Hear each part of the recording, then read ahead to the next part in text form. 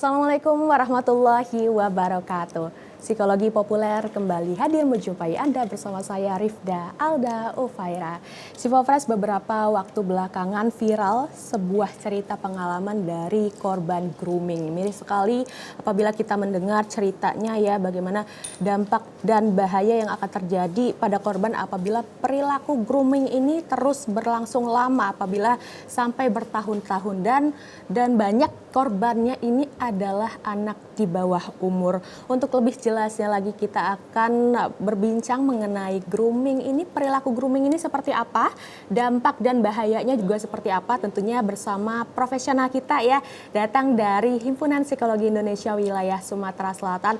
Tentunya hari ini kita kedatangan Mbak Diana Putri Arini MAM PSI Psikolog selaku anggota Himpunan Psikologi Indonesia Wilayah Sumatera Selatan. Apa kabar Mbak Diana? Kabar baik, terima kasih ya Terima udah kasih diundang. juga sudah kembali hadir di TVRI Sumatera Selatan. Apa Iya. kabarnya? Sehat ya Mbak ya? Sehat, Siap? semangat ya. Semangat ya. Terus semangat untuk menjawab pertanyaan-pertanyaan dari saya dan juga nanti dari Psikofresh dimanapun berada. Dan tentunya saya ingin mengajak untuk Psikofresh dimanapun berada, ingin bertanya seputar grooming, perilaku grooming ini ya.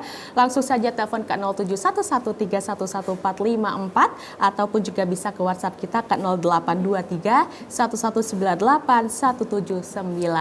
Tentunya kami nantikan pertanyaan dari Psikofresh ya.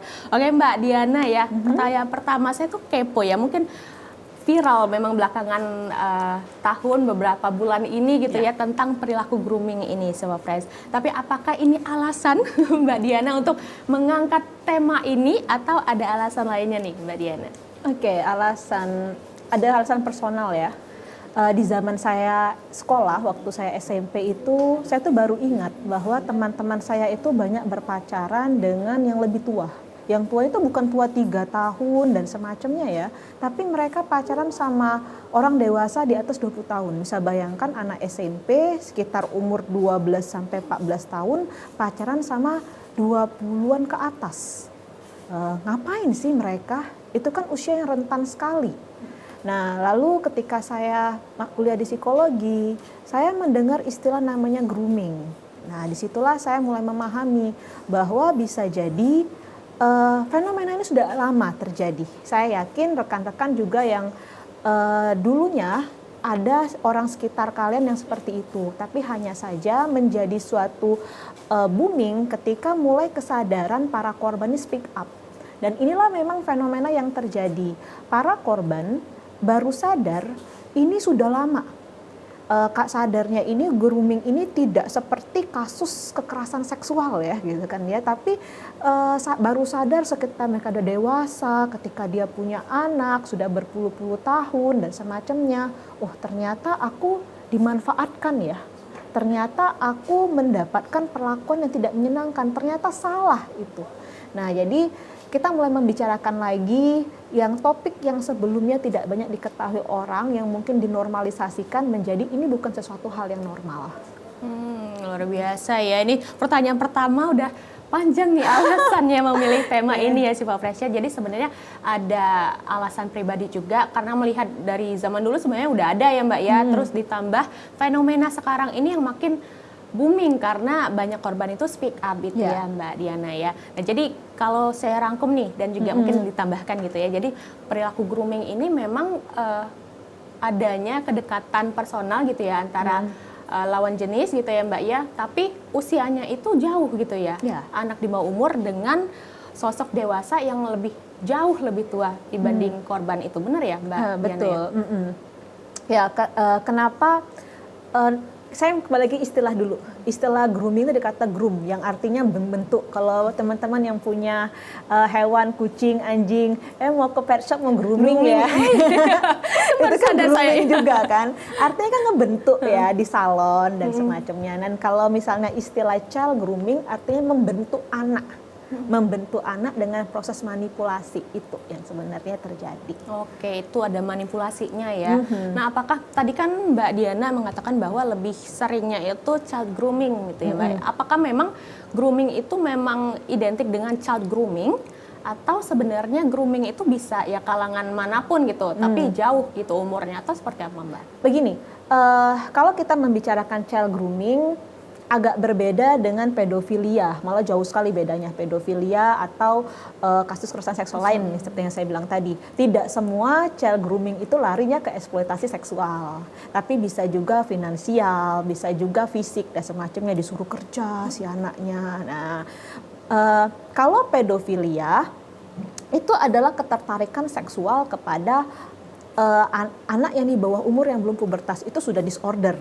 Nah, child grooming ini kalau masuk ke pidana atau masuk ke klinis, ini belum tentu dia pedofil, gitu loh.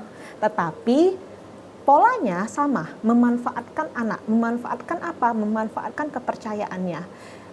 Dibuatlah aku loh yang paling mengerti kamu. Nah, kamu jangan siapa ya. Di dunia ini yang paling mengerti kamu tuh aku, gitu kan ya. Akhirnya menormalisasikan sesuatu hal yang sebenarnya buruk dijadikan sesuatu hal yang biasa aja.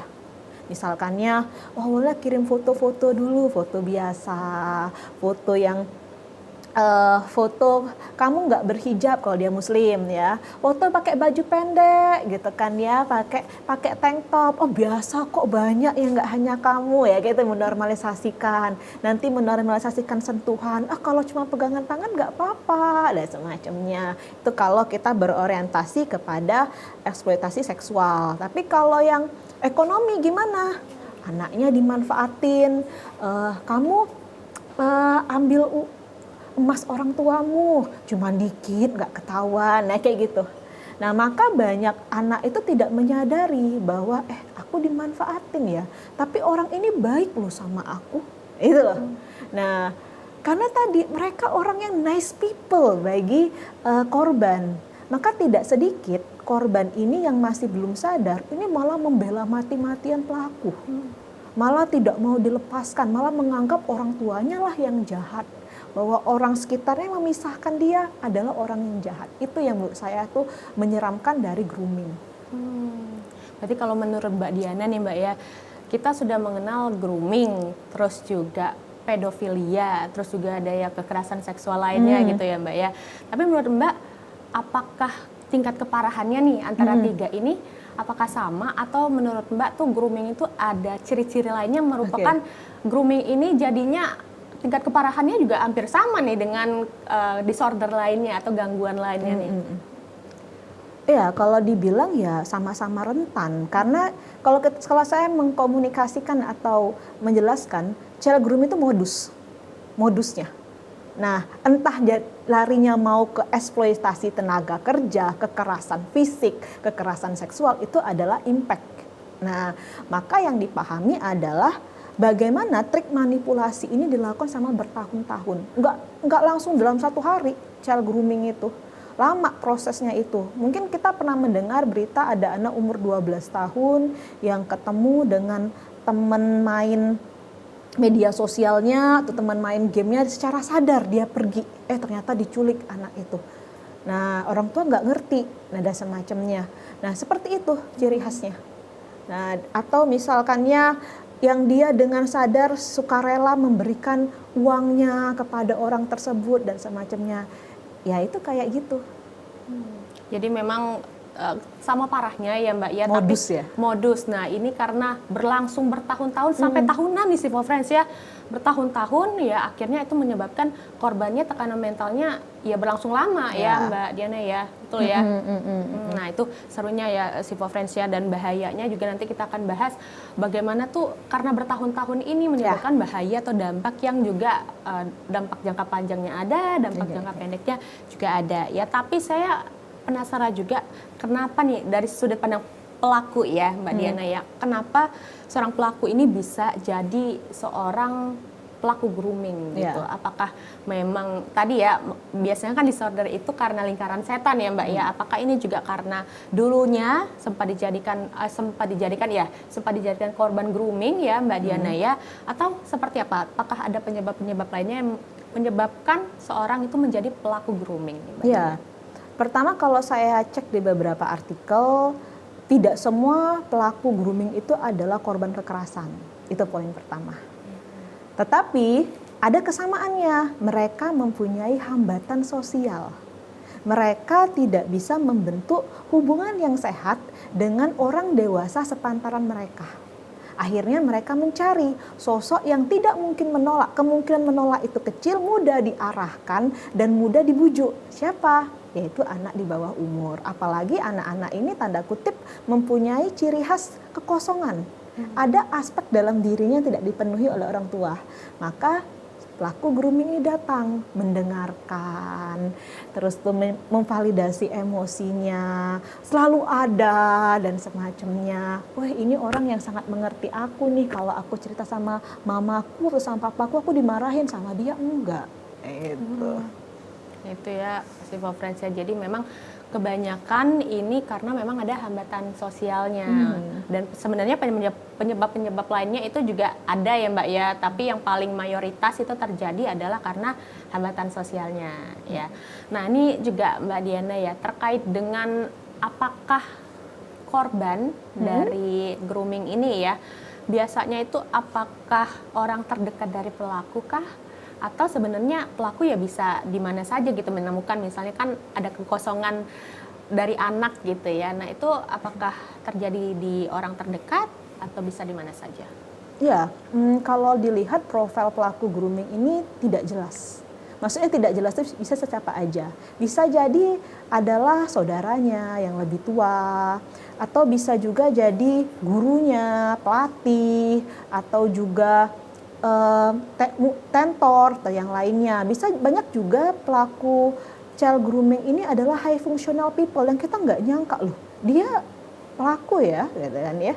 Dia terdidik, pintar, dan secara moralis tidak bermasalah nih orang ini. Nah, jadi kan ada sejenis topeng kesempurnaan moralis yang membuat kita nggak mungkin nih kayaknya jadi pelaku. Akhirnya menyalahkan si korban. Kayaknya si korban ini deh mancing-mancing. Kita lupa nih korban anak-anak gitu kan.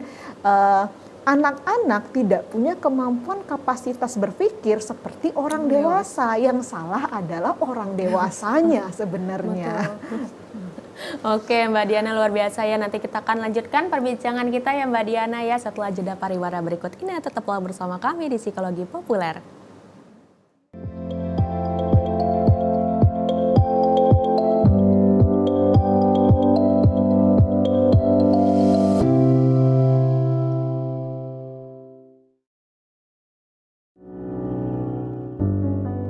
Di setiap sudut negeri, tidak semua dari mereka memulai hari dengan kesempatan yang sama.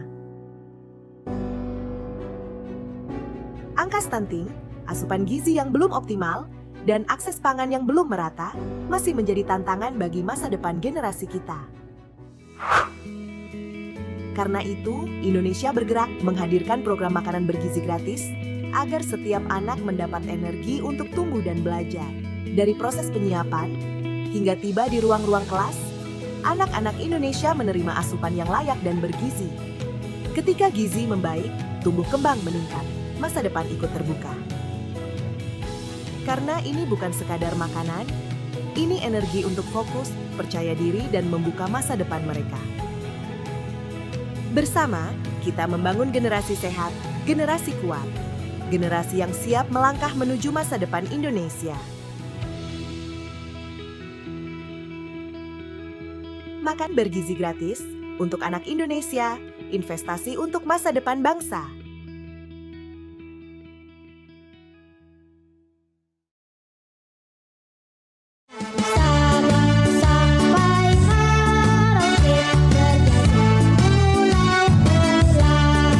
Kenalan Karos, Kayos pengen kita kenalan semua nih Sebelah hari ini. kanan saja itulah Indonesia.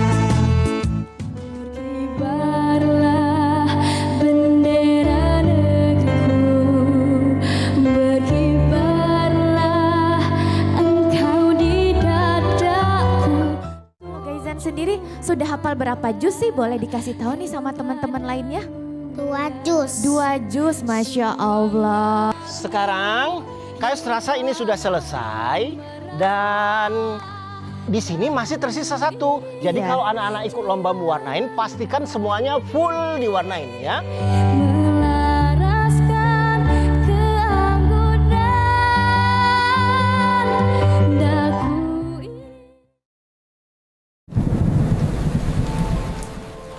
rumah kita punya atap. Biar hujan gak masuk. Kata ibu, bumi juga punya atap. Hutan yang berfungsi nahan air. Dan nyimpen pelan-pelan. Kalau atapnya rusak, Bocor lagi. Pak, Papa atap teras bocor nih.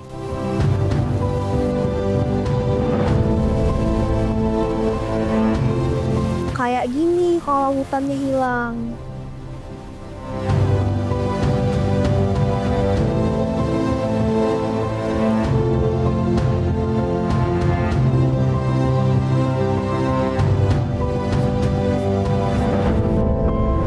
Tapi kita bisa benerin atap bumi kok.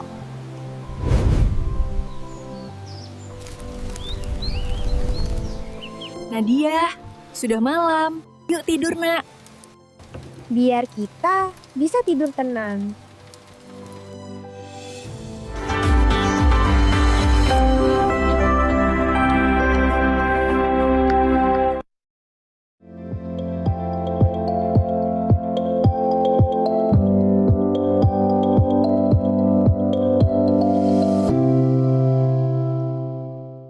Terima kasih Sipo Friends, Anda masih bersama kami di program Psikologi Populer yang hari ini masih membahas mengenai tema mengenal grooming, dampak dan bahaya. Dengan narasumber kita tentunya ya dari Himpunan Psikologi Indonesia Wilayah Sumatera Selatan masih ada Mbak Diana Putri Arini, MPSI Psikolog. Dan tentunya juga kami masih mengajak untuk Sipo Friends dimanapun berada yang ingin bergabung bersama kami bertanya seputar tema kita hari ini, bisa langsung saja telepon ke 0711311454 ataupun juga ke WhatsApp ke 0823 1198 1790. Masih kami nantikan telepon ataupun WhatsApp dari Sipo Friends.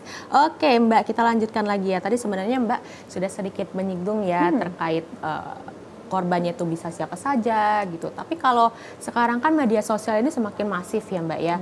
Apakah grooming ini lebih efektifnya gitu ya dilakukan oleh pelaku via offline istilahnya bertemu secara langsung, atau sekarang juga banyak terjadi dimulai dari dunia maya nih Mbak Diana? Seperti apa?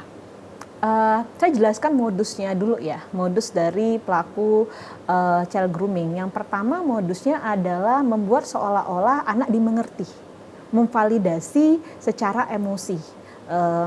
Bahwa dia yang paling mengerti, selalu ada, maka dia nice banget, suka ngasih hadiah, nganterin, jadi orang dewasa yang benar-benar membantu, helpful banget. Bahkan lama-kelamaan peran orang tuanya terganti nih, kalau dia butuh apa-apa sama si pelaku dan semacamnya. Nah, lalu dia akan menormalisasikan sesuatu hal yang sebenarnya nggak dibolehin. Nah, yang tadi seperti yang saya bilang ya, pegang-pegangan, mulai pegangan tangan dan semacamnya. Nah, kalau di media sosial bagaimana? Tidak jauh beda, hanya mediumnya saja yang berbeda. Caranya juga sama, caranya dia mengajak berkenalan, jadi orang yang deket usianya, kayak dia tahu hal-hal yang diminati oleh anak-anak zaman sekarang, menggunakan bahasa istilah-istilahnya mereka, terus ngasih hadiah, ngasih tahu hal-hal yang tidak dimengerti oleh anak. Lalu mulailah pembicaraannya ini merempet ke pembicaraan hal dewasa. Awal dinormalisasikan, banyak kok yang bahas ini bukan cuma ini aja gitu kan ya. Nah, pola ini sangat terlihat sekali. Maka anak-anak yang sudah masuk perangkap dari child grooming ini menganggap bahwa orang ini baik. Maka dia mengisolasi secara sosial. Teman-temanmu itu nggak bagus, sama aku aja ya, kayak gitu kan ya. Nah, modus-modus ini perlu diperhatikan oleh orang tua, apalagi di zaman sekarang. Saya juga termasuk salah seorang yang aktif membicarakan penggunaan media sosial itu mestinya di atas 15 tahun. Penggunaan media sosial ya. Bahkan di beberapa negara itu 16 tahun penggunaan media sosial. Jadi di bawah hal tersebut kita mesti berhati-hati. Karena kenapa? Usia tersebut ketika usia 10 sampai 12 tahun, karena anak laki-laki itu, anak perempuan ya maaf ya, anak perempuan itu kan pubertasnya lebih cepat daripada anak laki-laki ya. Umur 10 tahun yang menstruasi juga ada gitu kan ya. Jadi prapubertas itu di antara 10, 12 anak laki-laki, mereka ini sangat butuh validitas sosial. Sangat membutuhkan apa yang dianggap baik oleh masyarakat. Pengen pujian cantik, ganteng, pinter, diterima, dan semacamnya. Nah, para pelaku child grooming ini mengerti sekali bagaimana memvalidasi secara sosial.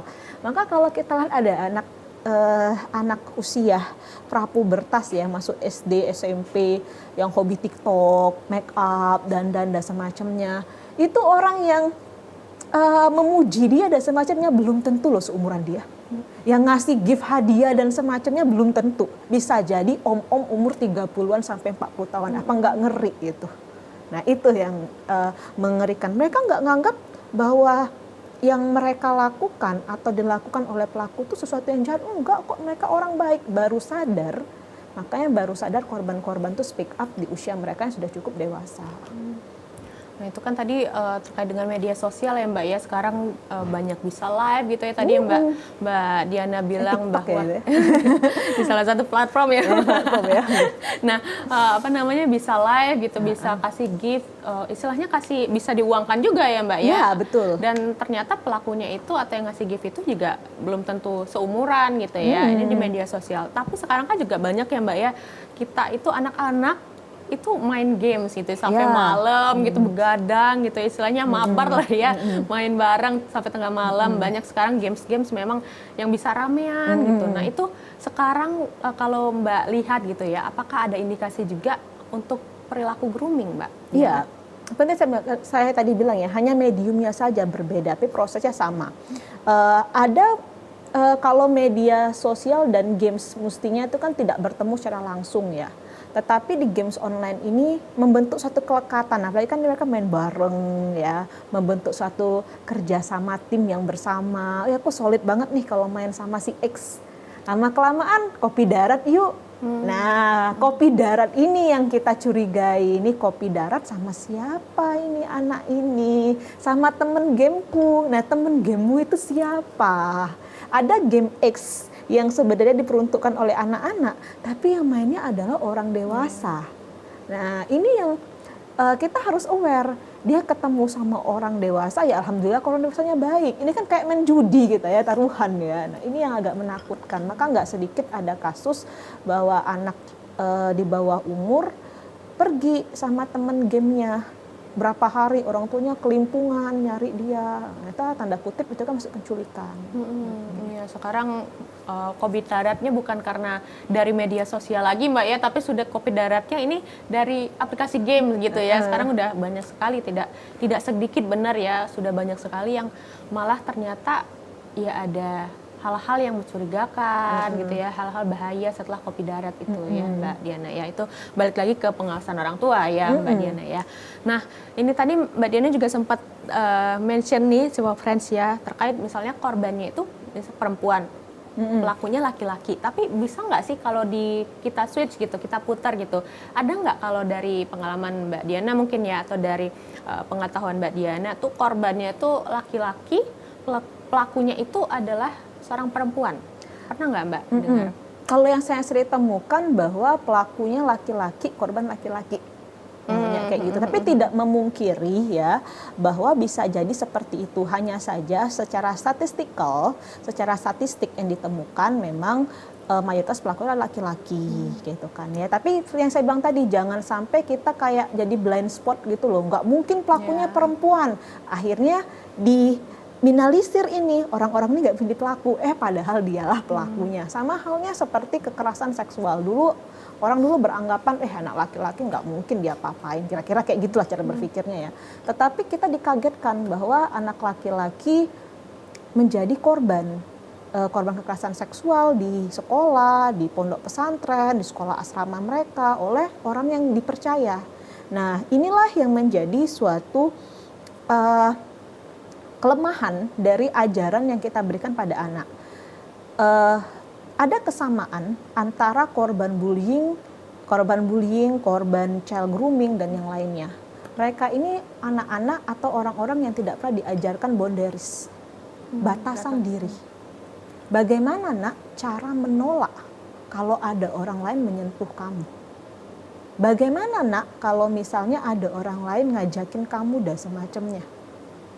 Nah, dan bagaimana cara kamu mengadu dan semacamnya? Nah, ini tidak pernah diajarkan. Maka sama, karena mereka tidak pernah diajarkan dan semacamnya, mereka nggak ngerti kalau itu sesuatu hal yang keliru atau yang salah. Itu pentingnya ya Siva Friends ya untuk orang tua di luar sana gitu ya, Siva Friends yang mungkin sudah menjadi orang tua untuk mengajarkan batasan atau boundaries tadi terhadap anak gitu ya Mbak ya, yang mana benarnya sampai mana gitu, yang salahnya seperti apa itu harus diajarkan oleh orang tua. Oke, Mbak Diana, tadi juga Mbak Diana sempat katakan ya bahwa banyak itu memang anak yang masuk perangkap. Tapi apakah bisa nih anak itu nggak masuk perangkapnya? Nah, apakah karena memang kunci utama atau poin utamanya tadi adanya boundaries dalam diri, atau sebenarnya ada hal-hal yang lain yang bisa mendorong anak supaya tidak masuk perangkap dari pelaku grooming ini? Iya, pertama adalah yang tidak masuk menjadi korban adalah anak yang bisa cukup dengan kondisi dirinya. Jadi dia sudah dicukupkan kebutuhannya oleh orang tuanya, sehingga mereka tidak butuh lagi orang lain. Itu kepercayaan orang tua sudah terbentuk dengan baik, itu yang pertama. Yang kedua, dia termasuk anak yang asertif, dia ngerti batasan diri. Misalkan ada orang yang menyentuh dia, nggak mau, nggak dibolehin ini, sentuh-sentuh aku dan semacamnya. Nah, ini juga saya sering mengedukasi kepada orang tua, karena anak umur di bawah 5 tahun itu kan lucu-lucunya ya. Jangan mau anakmu dicium oleh orang yang tidak kamu kenal, tetangga dan semacamnya. Ajarkan pada anakmu tadi, kalau dia nggak mau dicium ya sudah. Orang harus concern nih, mau mencium dia karena lucu, cubit dia, harus ada concern. Nah, concern ini, persetujuan ini mengajarkan pada anak, aku mempunyai hak atas otoritas tubuhku. Aku boleh menolak, boleh enggak. Boleh menolak, boleh ya.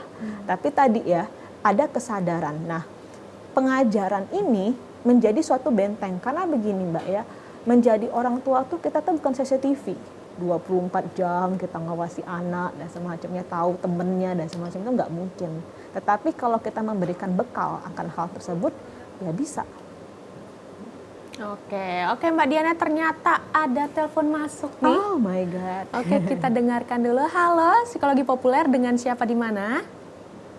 Oke, nampaknya terputus Mbak Diana ya. Mungkin bisa diulang lagi ya, saya mungkin ulangi untuk Siva Friends yang ingin bergabung bersama kami, bertanya seputar tema kita hari ini, bisa langsung saja telepon ke 0711 311 454 ataupun bisa ke WhatsApp ke 0823 1198 1790. Kita akan lanjutkan lagi, namun setelah jeda pariwara berikut ini, tetaplah bersama kami di Psikologi Populer. Oke.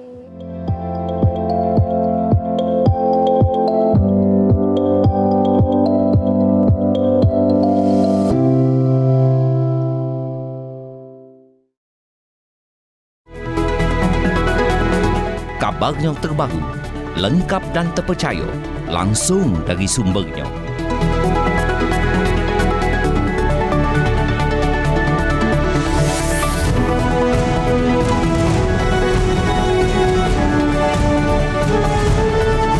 Disaji ke Maki Baso Palembang, ngabar ke cerita hangat terkini, aktual tentang perkembangan dan kejadian penting di tengah masyarakatnya.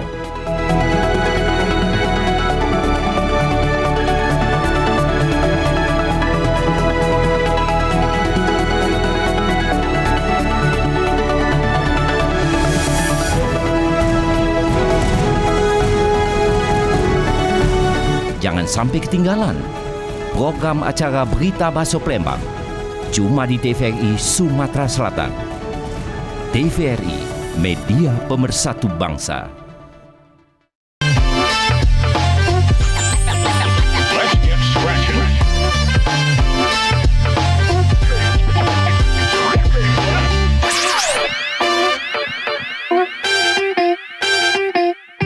Hello and welcome to Sumsel Stories. I am Amira Shifa, your host, as we explore the heart of South Sumatra. Its culture, its people, the tradition, education, and everyday stories that inspire and connect us all. From local tradition to hidden gems, stay with us as we bring you closer to the warmth and wonder of South Sumatra. Suji Lake is located at Lembak Village, Lembak Subdistrict, Muara Enim Regency, with a distance around 80 kilometers from Palembang. Since their occupation of Palembang's region on 14th of February 1942, Japan soldiers expanded their colonization to Karang Endah, Prabu Muli, and towards Lampung.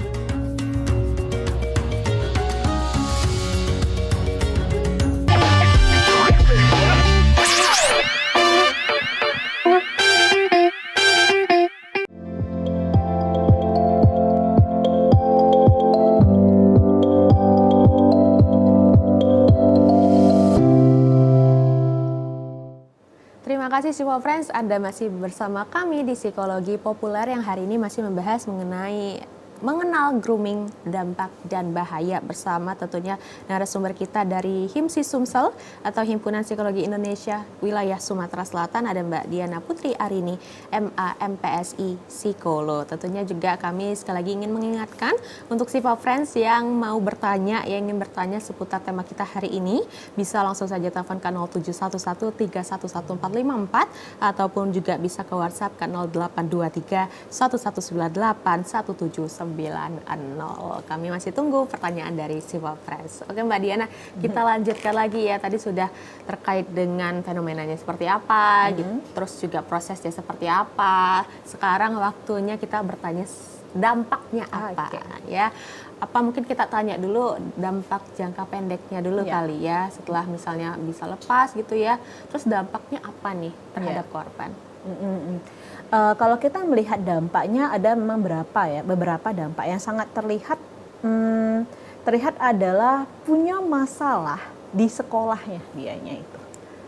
Punya masalah di sekolah maksudnya begini, coba lihat di sekolah dia kayak gimana, ada tingkah-tingkah flirty atau genit kata orang-orang ya.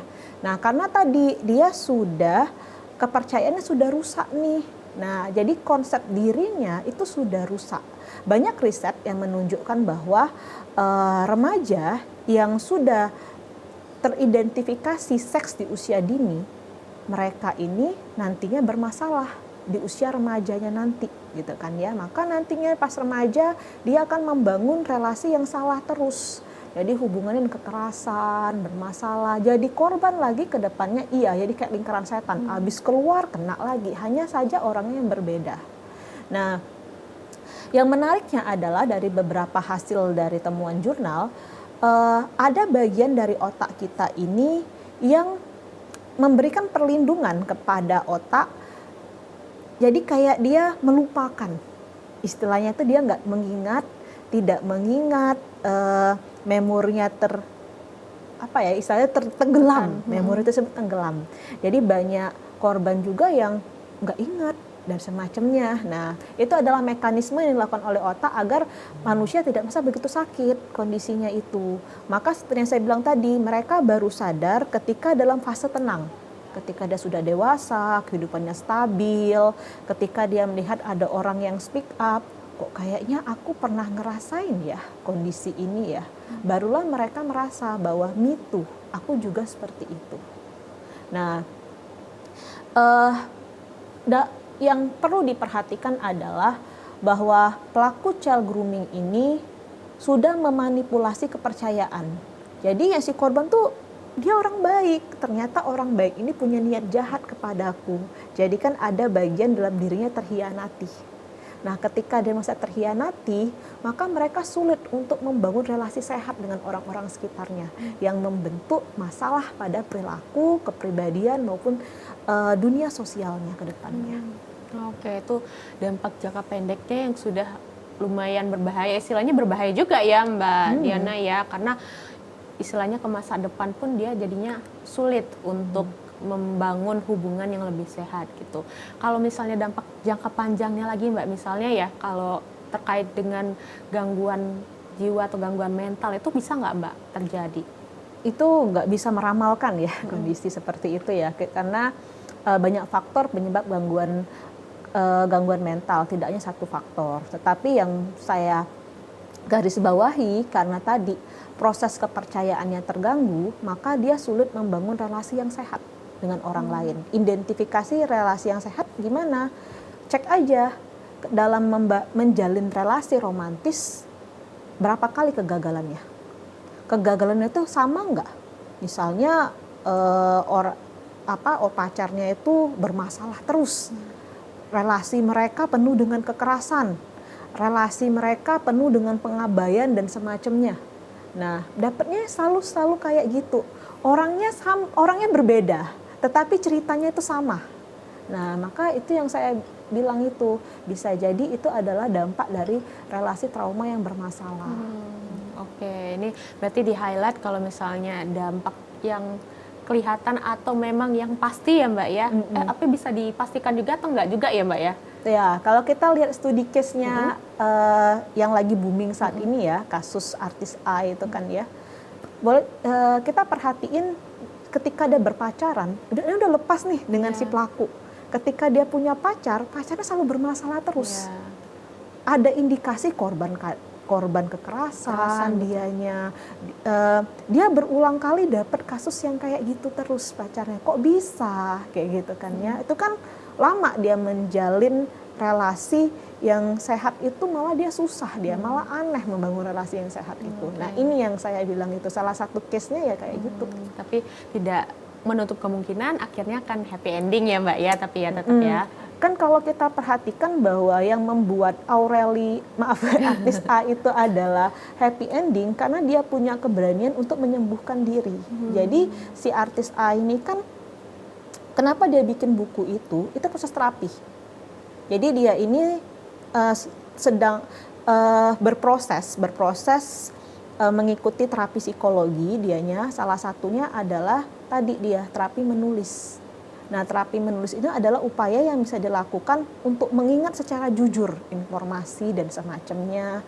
Nah, dalam terapi menulis ini melakukan penyembuhan pada dirinya sendiri. Maka sebenarnya yang ditulis oleh si A dalam buku ini bukan untuk menggugat si pelaku, bukan untuk mengungkapkan ketidakadilan. Dia ini sedang menyembuhkan dirinya sendiri, membuat leganya gitu ya Mbak. Proses terapi menulis itu adalah hal yang biasa dan efektif untuk orang-orang yang mempunyai kemampuan intelektual tinggi. Misalnya kayak Pak Habibie. Nah, Pak Habibie itu kalau menulis buku Habibie Ainun, karena dia itu setelah Bu Ainun meninggal dia depresi.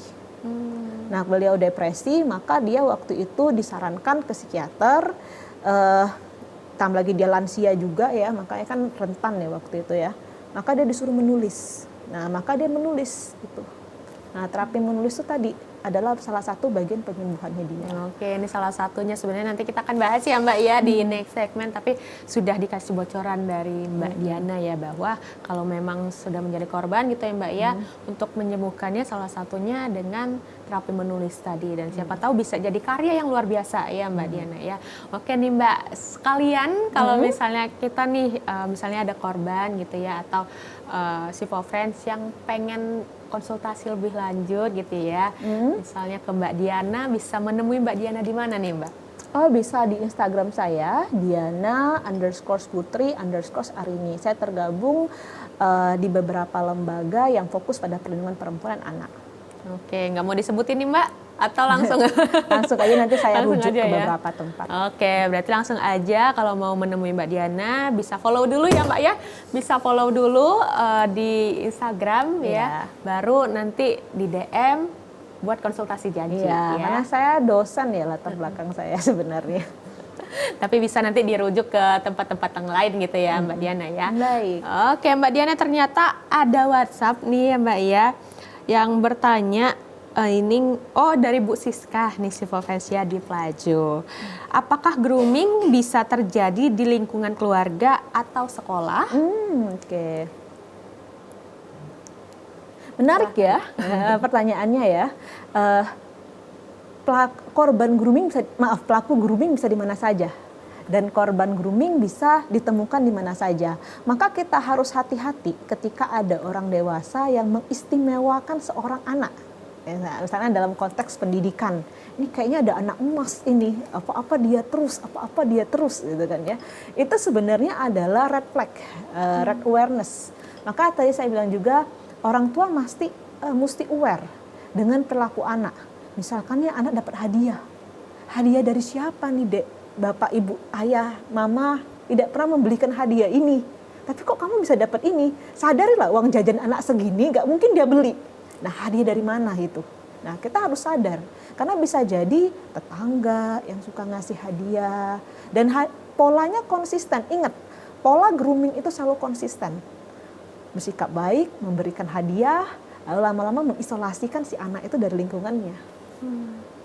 Berarti memang possible sekali ya Mbak Diana ya, bahwa perilaku grooming ini dilakukan di konteks keluarga ataupun sekolah. Tadi balik lagi bahwa sebenarnya korbannya bisa dari mana saja gitu ya, bisa dari orang terdekat pun, juga bisa dari ya random dari sosial media pun juga bisa ya Mbak Diana ya.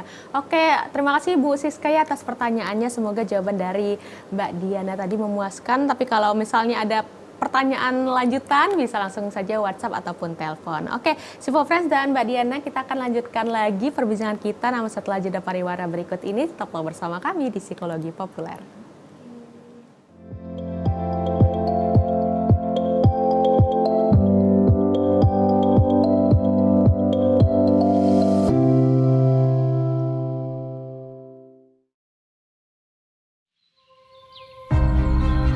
Ini adalah tanah kita.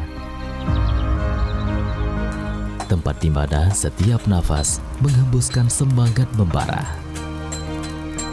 Dari suara padu yang menggelegar, hingga benang yang menyatu dalam tenunan.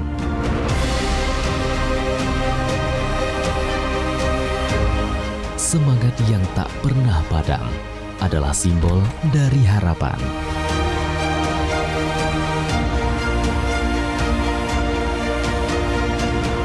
Dari kekuatan yang tak akan pernah pudar untuk berdiri bersama.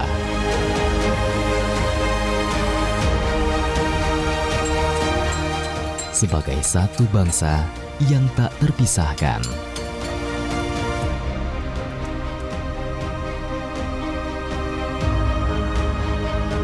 Yuk. Nah, berikut gak? Ayo.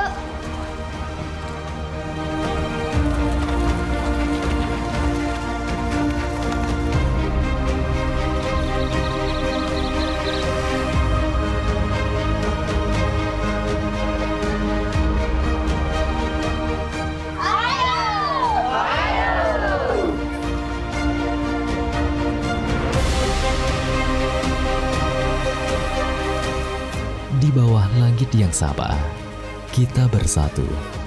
Tak ada yang lebih kuat dari kebersamaan. Kita adalah satu. Kepada bendera merah putih, hormat! Gerak!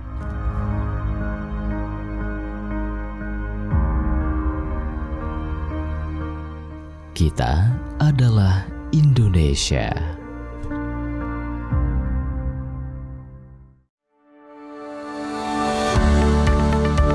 Kami hadir menjumpai Anda dalam Indonesia Cerdas. Halo Dokter. Jangan sepele terhadap demam tinggi pada anak. Ya, kadang-kadang sepele ya. Yang perlu kita ketahui bagi ibu-ibu di rumah adalah kenali gejala demam berdarah, tanda bahaya demam berdarah, supaya kita tidak telat membawa anak kita, buah hati kita ke rumah sakit. Daya tahan tubuhnya ya dok ya, kalau memang dia dikasih ASI eksklusif. ASI eksklusif itu akan memberikan daya tahan yang luar biasa. Diabetes mellitus itu 40 tahun ke atas ada faktor resiko itu biasanya mengenai 40 tahun ke atas. Tapi sekarang sudah menurun. Diabetes mellitus 30 tahun itu sudah ada. Menurun usianya bukan menurun angkanya ya. Betul. Jadi sudah 30 tahun sudah terkena diabetes.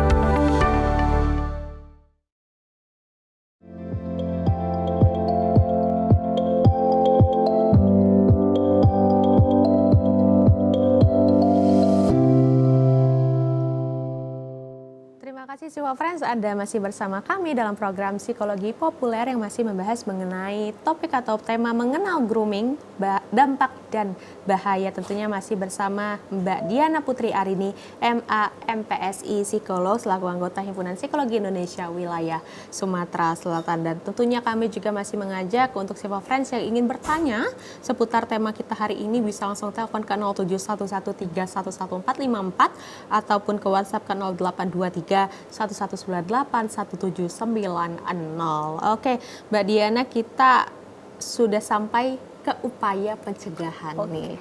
Bagaimana atau apa upaya pencegahan yang bisa dilakukan gitu ya, mungkin oleh kita orang terdekat ataupun juga profesional, dalam hal ini mungkin psikolog gitu ya, untuk mencegah perilaku grooming ini. Oke, baik.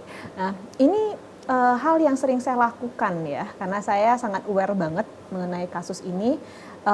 Karena kita nggak bisa, apalagi saya nggak bisa mengedukasi pelaku, gitu kan ya, nggak bisa mengedukasi pelaku ya, karena mereka kan manipulatif sekali mereka ini orang-orangnya. Dan mereka masa tidak bersalah, malah alasan mereka pasti nggak tahu kalau mereka di bawah umur, kirain udah dewasa nih, ya nggak kayak gitu. Itu alasan-alasan yang klise menurut saya. Maka yang bisa kita berikan adalah, tadi saya sudah spill mengenai mengajari boundaries. Nah, untuk itu maka kita perlu mengajari pendidikan seksual. Saya sering banget mengedukasi pendidikan seksual pada anak-anak dan remaja. Nah, seringkali pendidikan seksual dianggap tabu, dianggap mengajari sesuatu hal yang tidak benar. Padahal kalau kita lihat lagi secara dalam kamus, secara istilah, pendidikan seksual itu, seks itu artinya itu jenis kelamin. Artinya kita ini mengajarkan kepada anak peran serta kontribusi yang kamu miliki dengan jenis kelaminmu itu seperti apa. Maka diajarkan secara biologis perubahan dalam tubuhmu apa, dampakmu secara psikologis dan emosional apa, bagaimana ekspektasi sosial orang-orang terhadap kamu dan semacamnya. Itu perlu diedukasi. Jangan sampai anak-anak kita mendapatkan edukasi dari hal yang tidak benar, apalagi dari orang-orang dewasa tadi ngasih infonya nggak benar. Nah, baiknya banget ini orang tua sebenarnya yang ngajarin, tetapi ngajarinnya itu jangan dalam bentuk normatif. Normatif tuh kayak gimana? Kita mengajarkan jangan, dilarang, tapi nggak dikasih tahu why. Kamu jangan ini ya, buka celanamu ya ke orang lain ya. Kenapa? Alasannya itu gitu kan ya. Nah, maka inilah yang mesti kita ajarkan, karena kita ini tidak bisa, apa ya istilah saya itu ya, tidak bisa mencegah rasa ingin tahu anak. Kenapa nggak boleh nonton film porno itu? Saya pernah ditanya oleh anak SMA, kenapa nggak boleh nonton film porno? Kayak gitu nanya sama saya, gitu kan ya. Maka jawaban saya adalah bahwa otak manusia ini ada namanya prefrontal cortex. Nah, di bawah umur 25 tahun, prefrontal cortex ini masih sangat berpengaruh dengan apa yang dipelajari, apa yang dia serap dan semacamnya. Apabila otak ini diisi dengan hal-hal yang buruk, maka akan berdampak pengambilan keputusan kamu bakal keliru. Kamu gampang terbayang-bayang hal ini, otakmu rusak setara dengan penggunaan narkoba. Nah, edukasi ini yang perlu kita berikan kepada anak-anak kita. Jadi jangan kata dilarang dan semacamnya. Saya pernah dapat pertanyaan dari anak kelas 5 SD, bilang kayak gini, ada orang yang nanya sama saya, udah menstruasi atau belum, itu boleh apa enggak sih? Saya tanya, siapa yang tanya itu? Apakah keluargamu, orang terdekat atau enggak? Bukan, dia nyebut nama seseorang, orang dewasa, terus dia minta bukti, udah menstruasi atau belum? Kamu boleh jawab, tidak mau. Itu batas privasi. Ada bagian tubuh yang boleh disentuh, boleh dilihat dan semacamnya. Itu adalah bagian tubuh private-mu. Itu diajarkan. Dan ngajarin seperti saya bilang, tidak cukup berdasarkan hanya secara teori konseptual. Bagusnya lagi orang tua ngajarin berdasarkan secara praktek. Kita praktek simulasi nih. Gimana kalau ada orang yang mau pegang tangan kamu? Nggak mau saya. Saya sering banget simulasi pada anak-anak. Misalkan ya, ada orang yang mau cium pipi kamu, nggak mau, aku nggak mau. Nah itu sudah tadi konsep batasan diri yang sehat ini mencegah. Nah kalau kita sudah mengajarkan batasan diri pada anak, ini adalah modal penting. Lalu juga maintain kepercayaan anak. Seperti yang tadi saya bilang, kita juga perlu aware ketika anak-anak kita lagi punya media sosial ya, main game, dapat hadiah-hadiah dan semuanya, itu perlu aware. Kalau kita ngerasa nggak ngasih uang sebanyak itu pada anak, dapat hadiah dari mana dia? Itu hal-hal itu yang perlu kita perhatiin sebagai orang tua. Itu sih kalau dari saya. Oke, luar biasa, komprehensif sekali ya si Pak Frans ya penjelasannya. Jadi memang tadi selain boundaries tadi, terus juga edukasi terkait dengan kekerasan gitu ya, kekerasan seksual khususnya ya Mbak Pendidikan Diana ya. seksual. Pendidikan seksual, terus juga menjaga privasi tadi, bagaimana apalagi anak-anak dari usia kecil pun misalnya SD gitu juga sudah diajarin ya Mbak ya. Betul, Sekarang Mbak. sudah saya dengar suka itu sudah ada nyanyiannya gitu, Ya. jangan sentuh gitu ya. Nah itu salah satu inovasi supaya anak itu juga mudah nyambungnya gitu ya Mbak Diana ya. Oke Mbak, nah ini juga salah satu kalau misalnya kita baca gitu ya di buku novel yang viral itu gitu. Komunikasi antar orang tuanya gitu ya berpengaruh juga.